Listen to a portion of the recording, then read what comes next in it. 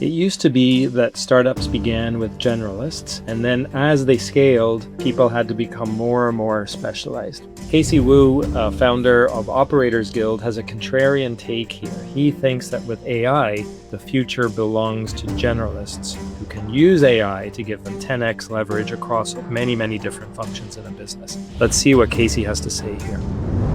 So I think the CFO these days, especially with AI, and this is wild. The whole reason OG started was because CFO, COOs were nobodies 10 years ago. I was asked if I coded or sold anything in my Stripe interview. Do you code or do you sell? And I had a Wall Street background. I'm like, I can try, but I do a thing called finance and I can clean toilets and biz ops. Like, what is that?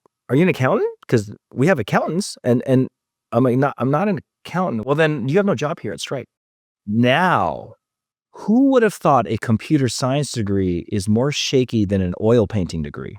AI is eating up specialists like crazy. We were the non-specialists, what I call the scalers. We were the biz ops, the CFO, the CEO. Many CFOs are COOs, and CFOs are becoming CEOs because at early stage, a CFO is pretty much an operating CEO if they're good.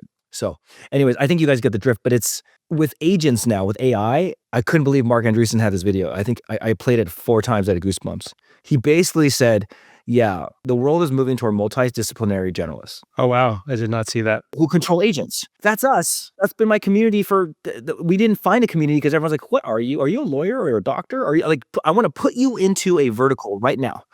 I just get it done. I get whatever is done that is not getting done, and specifically in finance. So anyways, that's the biggest takeaway is scalers and generalists, I think, are now where the world is moving. So ideas and strategy are cross-function. It's far more complicated. That's where there's still a role. And CFOs know all the numbers, right? So in a business, let's not forget what a business is. It has to make money. People think it's just a product. No, the numbers are really important. So that's why CFOs are starting to become really potentially good mini CEOs and really important strategic partners to CEOs, if not becoming CEOs themselves, which is what happened to me. CFOs could actually step into that role. Obviously they have, but...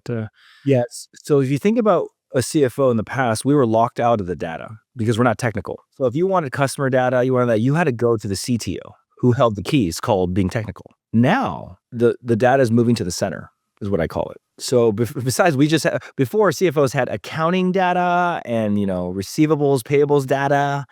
That's it. Now it's chief business intelligence officer.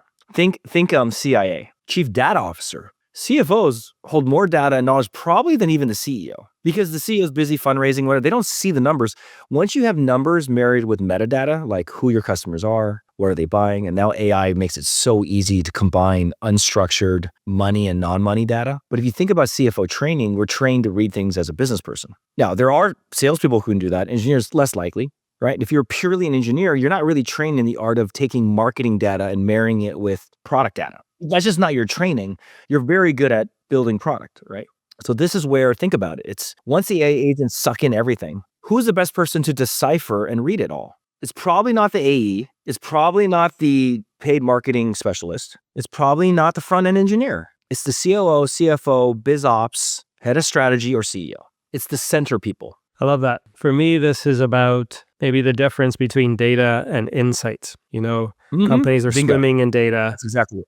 Maybe short of insights and someone who can crunch and synthesize and just be like, hey, this is the nugget. This is the head of BI. Yeah. BI is just insights, right? It's actionable insights. But I tell all CFOs, this is your world now. This is it. And if you're not doing that, you asked to your first question, what does CFO should be doing? If you're not truly being the head of business intelligence and it's displaying things to people that are like, oh my gosh, we need to change the way we product, or we need the way we build, or this feature. There's so much intelligence and insight when you combine it with money that it's the job of the CFO to present that. A lot of pressure, a lot of responsibility, a lot of privilege. Hey, thanks for listening to the Startup CEO Show. If you'd like to connect with me, be sure to visit my website at markmacleod.me or follow me on LinkedIn at @themarkmacleod or Twitter at @markmacleod_. And if you want to tune in again next week, be sure to subscribe on YouTube, Spotify, Apple, or wherever you get your podcasts. We'll see you next time.